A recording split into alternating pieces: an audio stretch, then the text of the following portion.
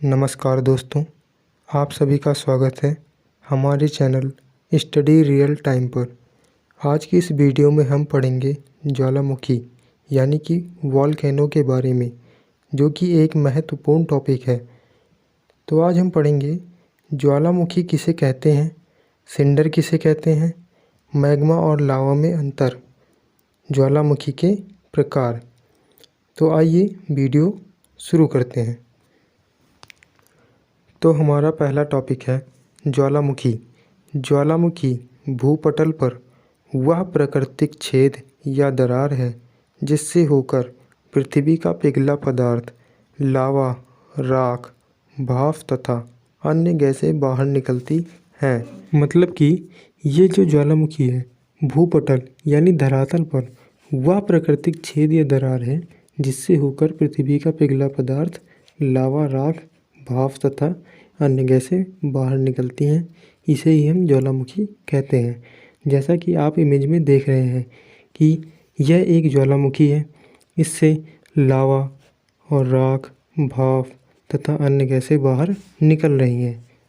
एक और महत्वपूर्ण बात, ज्वालामुखी का उद्गार कमज़ोर सतहों पर अधिक होता है। मतलब ये जो ज्वालामुखी का उद्गार होता है, ये वहाँ पर होता है जहाँ की सतह यानी धरातल, जहाँ की धरातल अधिक कमज़ोर होती हैं, वहीं पर ये अधिक उद्गार होते हैं। हमारा पहला टॉपिक समाप्त हुआ। अब हम अपना दूसरा टॉपिक पढ़ते हैं। तो हमारा दूसरा टॉपिक है सिंडर, जो कि परीक्षाओं में कई बार पूछा जाता है कि सिंडर किसे कहते हैं। तो आइए हम देखते हैं सिंडर किसे कहते हैं। ज्वालामुखी के फटने पर बाहर हवा में उड़ा हुआ लावा शीघ्र ही ठंडा होकर छोटे ठोस टुकड़ों में बदल जाता है, जिसे सिंडर कहते हैं। मतलब जब ज्वालामुखी फटता है तब बाहर हवा में उड़ा हुआ लावा शीघ्र ही ठंडा होकर छोटे ठोस टुकड़ों में बदल जाता है, उसी को हम सिंडर कहते हैं। हमारा दूसरा टॉपिक समाप्त हुआ। आइए हम तीसरे टॉपिक पर पढ़ते हैं। तो हमारा तीसरा टॉपिक है मैग्मा और लावा में अंतर। तो पहले हम मैग्मा के बारे में पढ़ेंगे, फिर लावा के बारे में। तो आइए मैग्मा के बारे में पढ़ते हैं। ज्वालामुखी के अंदर पिघले हुए पत्थरों और गैसों के मिश्रण को मैग्मा कहते हैं।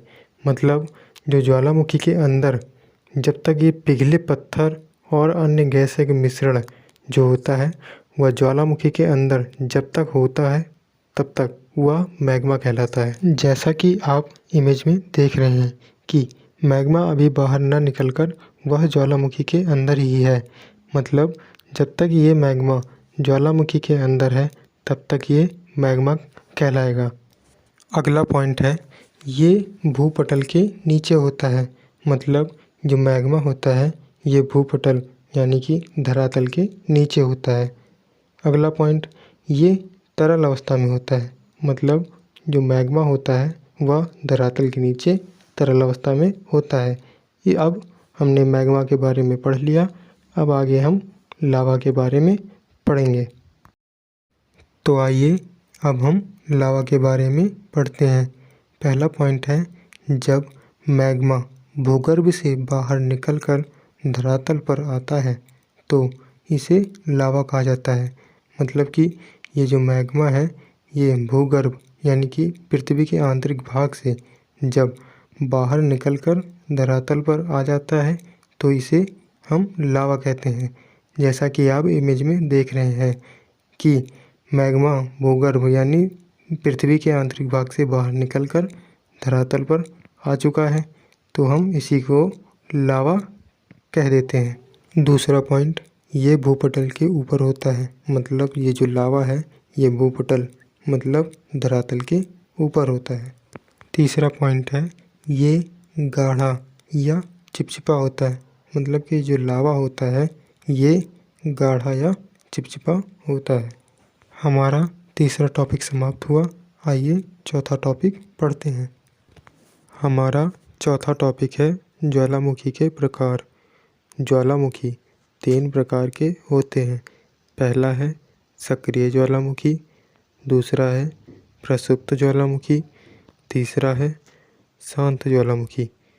इन तीनों ज्वालामुखियों के बारे में हम अगली वीडियो में डिटेल में पढ़ेंगे। तो कैसी लगी है हमारी वीडियो कमेंट में ज़रूर लिखिएगा और हमारे चैनल स्टडी रियल टाइम को सब्सक्राइब करके बेल आइकन को ज़रूर दबाइएगा, जिससे हमारी वीडियो आप तक पहुँचे सबसे पहले।